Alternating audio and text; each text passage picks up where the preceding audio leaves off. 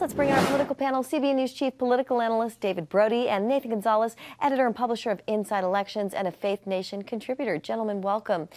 So David, Axios is reporting that President Trump's political operation is spending more than $1 million in both Virginia and New Jersey to target those Trump voters who usually sit out off-year elections.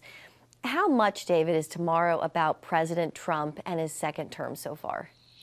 Well, if you line up the Democrat officials, they're going to say it's all about Trump. As a matter of fact, they've been campaigning against Trump, whether it be in Virginia and other places, especially Virginia. So, look, call me an outlier. Maybe I'm not an outlier, but the way I see it, I've never really understood. Nathan, maybe you can help me out on this. I've never understood exactly why off-year elections in Virginia and New Jersey typically are the ones that all of a sudden the media loves to say, well, let's take a look at the tea leaves tonight. And all of a sudden Trump's in trouble. The Republicans are in trouble. The midterms are in trouble. That's my anchor voice, by the way, though I am, I guess, somewhat of an anchor. But Nathan, I don't get it. So Nathan, maybe you can explain to me why exactly Virginia is this bellwether state and all of this type of thing as it relates to the anti-Trump narrative in the media. Trump's not on the ballot. I get it. They've got to get the pro-Trump supporters that normally support Trump but don't support the Republic. I get all that. But I don't think it brings us to these sweeping conclusions. I just think we read too much into it, honestly. Yeah. Nathan, I want you to weigh in. Democrat Abigail Spanberger, she does have a 9-point lead over Republican Winsome Earl Sears, according to the Real Clear Politics average of polls. And yet at the same time, we saw former President Obama campaigning in Norfolk this weekend. So if you might, how tight is this race, and how do you see this race in Virginia? Like so many people are talking about, it's a bellwether and it's a referendum on President Trump. I think the reason why these get so much attention is that we're a year from the 2024 elections. And so everyone's wondering, well, have things changed since, in this case, Republicans, their big wins back then, and we're a year ahead of the midterm elections, wondering, well, what's going to happen a year from now, even though there's that distance. And I think it's important to watch the margins, right? Democrats are favored in each of these races, but let's look at the margins and compare them to 2024.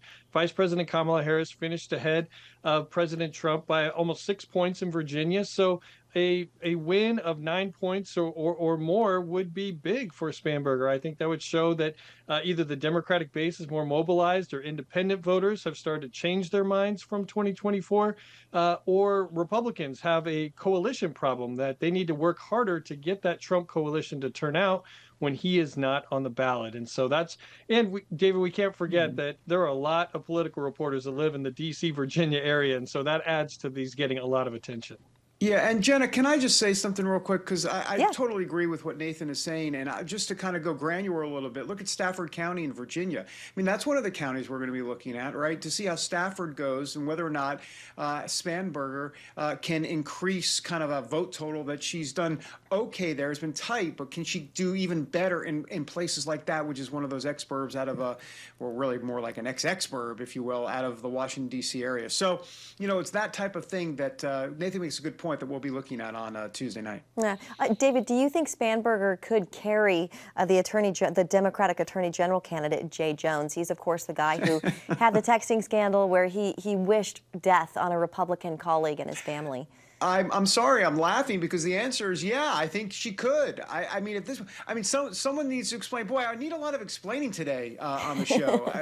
Nathan, you got to explain this one to me too. No, the point is Jay Jones is up a couple points now in the polls. I say now. I mean, he's still holding on, maybe for dear life, but he still is holding on. And it's just remarkable to me that someone like that, whether you're running for attorney general, governor, etc., can still survive this. I mean, it's pretty remarkable, but it looks like he very well could. And if he doesn't, by the way, it'll be very unique to have potentially a Democrat governor, Abigail Spanberger, and a Republican attorney general. We'll see if that happens. Yeah.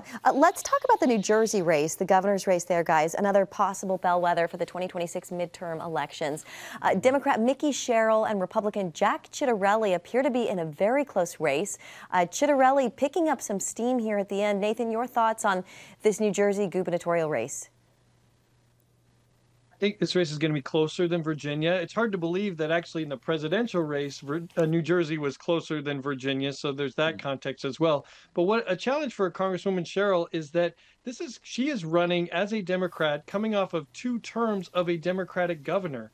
And so for those voters who don't like what's going on in New Jersey, the direction of the economy, or the direction of New Jersey, they have a Democratic governor currently in office to hold responsible, and maybe holding the Democratic Party more responsible compared to Virginia, where there's currently a Republican governor and a Republican president. So we're watching that. Chitterelli, he's run. This is his 3rd time. He lost by 3 points 4 years ago. We'll see whether he's able to close that and even overcome. But Cheryl comes into this with at least a slight advantage. Yeah. Okay, we have to talk about the New York City mayoral race. You know, by all appearances, it looks like Democratic Socialist Zohran Mamdani will win. President Trump, he was asked about this race this weekend on CBS's 60 Minutes. We have some sound. Let's go ahead and play that, and then we'll get your reaction. Zohran Mamdani, 34-year-old Democratic Socialist. He's the front communist, not socialist, communist. He's far worse than a socialist. Some people have compared him to a left-wing version of you, charismatic, breaking the old rules. What do you think about that? Well, I think I'm a much better-looking person than him. So President Trump getting a little cheeky there. President Trump, he also said it would be hard to give money to New York City if Mamdani is elected. David, your thoughts on Trump's comments and this race overall? Mamdani's going to win. Is the bottom line. There's no other way about it. And New York is going to get what I say they deserve. And what I mean by that is that they want this. They want this. The part of the problem, or the good news for Mamdani, is he's running against COVID Cuomo. I mean, you know, the guy has just been disastrous as a Democrat recently. I mean, he had to leave with all of the scandal, not just with COVID, but a few other extracurricular activities. And so you put it all together, and, you know, it's just been a perfect storm for Mamdani. I think, to me, what's going to be interesting going forward is to see how much AOC will either benefit or not benefit from this. She has been tied to Mamdani, if you will, ideologically. And look, the bottom line is if Mamdani does well, that's good for AOC's political future. If he bombs in New York, that is going to be a major problem for AOC going forward in the Senate, or potentially even further. Yeah, Nathan, you want to weigh in on that? I think we got a window into President Trump's thinking when he was talking about the funding for New York City, saying it would be hard to give money. Now, this is money that is appropriated by Congress, you know, for projects or other spending. This is not President Trump's sort of pot of money just to be doling out to whom whatever states he thinks is appropriate or not. But I think we got a window in that he believes that it is. And so this adds to the pattern that we're seeing of the president either punishing Democratic cities or Democratic states because he thinks that they oppose them, and by using money and the purse strings to leverage that influence. Well, I'll be watching tomorrow, the big day, Election Day 2025. David and Nathan, thank you so much. Good to see you both. Thanks, Jenna.